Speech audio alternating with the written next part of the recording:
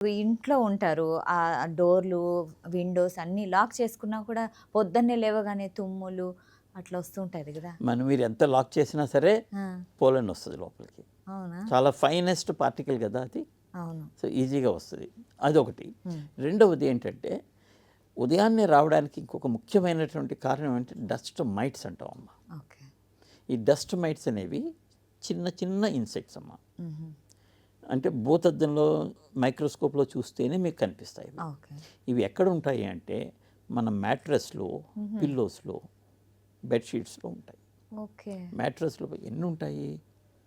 మీ ఇంట్లో మ్యాట్రెస్ తీసి మైక్రోస్కోప్లో చెక్ చేస్తే కనీసం 1,00,000 డస్ట్ మైట్స్ ఉంటాయి.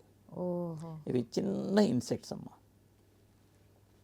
ఇవి ఎలా బతుకుతాయంటే మన చర్మం కొద్దిగా పొలుసుల కింద రాలిపోతూ ఉంటుంది. రైట్. అవును. అవి తిని బతుకుతాయి ఇవి. ఆహా! సో మన మంచం మీద ఒక నెల రోజులు పడుకోకపోతే డస్ట్ మైట్స్ చాలా మటుకు చచ్చిపోతాయి. ఓకే. కానీ మనం పడుకోగానే మళ్ళీ అవి యాక్టివేట్. వాటికి ఆహారం వస్తుంది. అవును. హ్మ్. సో ఈ డస్ట్ మైట్స్ ఎక్కడ ఉన్నాయంటే ప్రపంచంలో ప్రతి మ్యాట్రెస్ మీద ఉన్నాయి. ఓకే. లేని మ్యాట్రెస్ అంటూ లేదు. అంటే కొత్త మ్యాట్రెస్ తెచ్చుకుంటే తెచ్చుకున్న వారం రోజుల్లో వచ్చేస్తాయి. మరి ఏంటి సార్ దీనికి సొల్యూషన్? లేదు. అయ్యో! ఈ డస్ట్ మైట్ కవర్స్ అని మనకి అందుబాటులో ఉన్నాయండి. ఈ కవర్ లోపల నుంచి డస్ట్ మైట్ బయటికి రాలేదనమాట. ఓకే. మన మ్యాట్రెస్కి ఆ కవర్ లాంటిది వేసి అది జిప్ వేస్తాం అనమాట. జిప్ చేసేస్తే అది ఇంకా బయటికి రాలేవు. That is the only way. But the problem ఏంటంటే ఈ dust mite covers are a bit expensive. Oh! Mattress cost ఎంత ఉంటుందో ఇంచుమించుగా అంత ఉంటుంది.